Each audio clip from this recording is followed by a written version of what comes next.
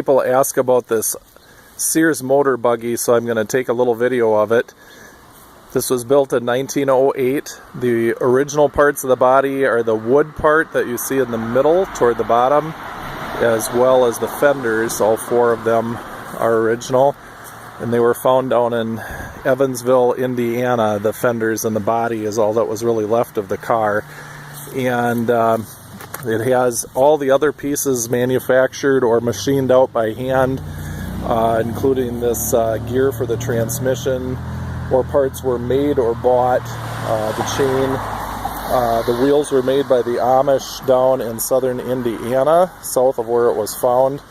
And then there were some pieces that were bought out of junkyards or out of different either cars or buggies, like the elliptical transmission or elliptical suspension that you see in buggies, which are right here. These four basically metal springs that you see that are oftentimes found on carriages, and they were used on the Sears Motorbuggy, so you can kind of see those four right there. Now this does not have the original engine and transmission in it. They were not with the car. The guy that I bought it from was not able to find those, and so it does have a modern Kohler engine inside of it, and there's a crank in the front that's just a dummy crank. It doesn't hook up to anything. This ring here is actually would have been the choke on the original car, but that disengages the transmission so you can roll it freely. So the car was rigged up with basically modern engine with a key start, and I can just open this up here so you can see this. A Kohler engine is basically out of a John Deere lawnmower, and it was rigged up with a transmission that you can kind of see that was originally would have been what's called a friction wheel transmission that was replaced with this transmission, which I believe is also out of a lawnmower.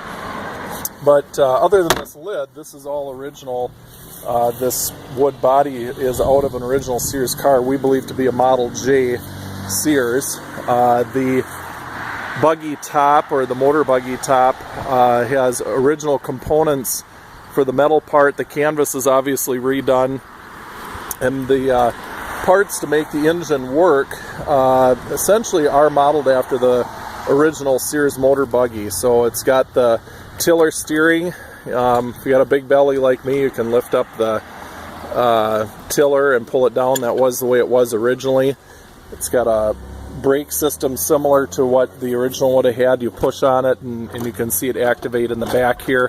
But there was another brake put on that works very good and hooks up with the belt system. The original would have had a timing mechanism to either advance or retard the spark, and that is not on here because it's not necessary for this particular modern engine, but it does have a throttle right here that functions very nicely. It's got an old horn on it that I just polished up to make it look somewhat reasonable. And then this is the transmission lever. You go forward, the more you push it forward, the faster you go. Pull it back to neutral, there's a kind of a dead center, and then you pull it back to go in reverse, and once again the faster you go in reverse, the harder you pull on the lever. And that is the way it originally functioned, except it, as I mentioned before, would have had the friction wheel on it. I do have to say that the Amish that put this put these wheels together did a outstanding job, whoever they were. The original Sears did have this type of a wheel, that size with those spokes, and a hard rubber somehow attached to the wheel. I don't know how they did it or whatever. It was that's the way it was originally, and God bless them for what they do. We've got basically four brand new wheels on it that are exactly like the original Sears Motorbuggy. So this will give you a little bit of an idea about. I still have to do a few things like stain the running boards, and otherwise we haven't done much. We painted this inside platform and polished some of the brass. Otherwise we really haven't had to do a whole lot with it. If you do want to hear it run, you have to turn the gas on just like you would have back in the day. So you turn that so it's even with the hose, and come around to the front. Now this has been rigged with a starter. Originally you would have had a crank that would have started this thing, and I'm going to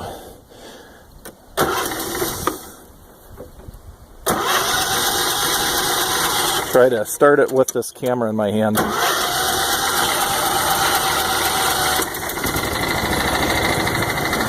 almost got away on me. Gear it run. And the thing with this car is that it's kind of in gear at all times unless you find dead center on the neutral part of this, and so it's a little tricky when it comes to starting this. You really should be sitting up in the seat, but I'm close enough that I can make it work. But this makes it go forward, this makes it go backwards, and it's basically a live transmission. You get it in dead center for neutral, and that's the way it works. You just turn the key off here, and you know, the key comes out just like a regular ignition key would. Of course, that would not be on the original car, but that's the way this one is rigged up. And I like how they have it surrounded with brass and kind of in a little hidden position, so people really don't know the difference. But you know, other than that engine and transmission, you know, this thing is really an outstanding example of original Sears with the way it's put together. So excited to have it, and we'll probably have it out and about at some thrashing shows and so forth as the time goes on.